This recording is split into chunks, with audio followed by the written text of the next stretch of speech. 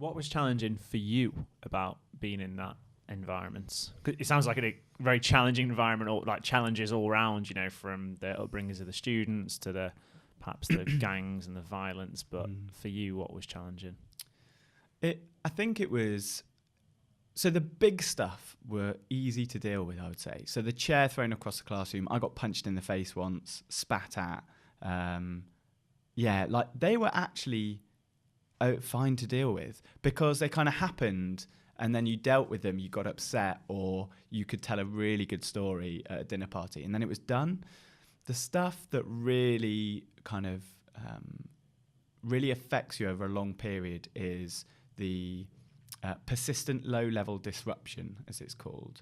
So having to ask people to be quiet in a lesson, let's say 70 times, or having to ask a pupil to sit down 30 times in a lesson. Can you sit down, please? Can you sit down, please? And, not being able to, having to be super, super calm and level, regardless of what is happening around you, takes a huge amount of self-control when actually your fight or flight mechanism is absolutely kicking in because something's kicking off or a pupil's being very aggressive or is very upset or Were you whatever. scared? Yeah, terrified. Absolutely terrified. I'd be sweating through my shirt, like with my jacket on as, certain classes would arrive. Absolutely terrified. Because also the thing with Teach First is you're there to make an impact and you're there to do really good things for these children who deserve that. They deserve the best education. And a lot is put on that. And I'm a very mission-led person. And I really believe in the Teach First mission. I think what they're doing is fantastic. And thank goodness someone is out there doing that. What that meant was that the education system sort of wants heroes. It wants people who's going to give their lives up. It wants people who's going to work until midnight, get up at 6 and get in and do all these things. It idolizes those people. And that sort of sets up someone like me to have a bit of a come down or kind of fall off the edge of the cliff because I'm definitely a pleaser. Like I want to do a really good job. I'm very conscientious and my kind of self-worth is closely linked to my performance at work. If I'm doing well at work, I kind of feel like a good person.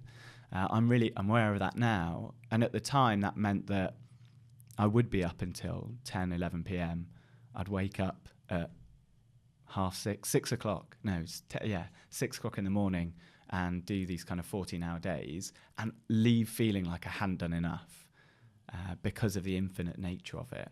And where was that coming from? Was that because the work was just simply that difficult that you felt like you had to prepare that much and like it's almost like going into battle, by the sounds of it? Or was that coming from you, and Edge just, were you just pushing yourself and telling yourself that what you were doing wasn't enough?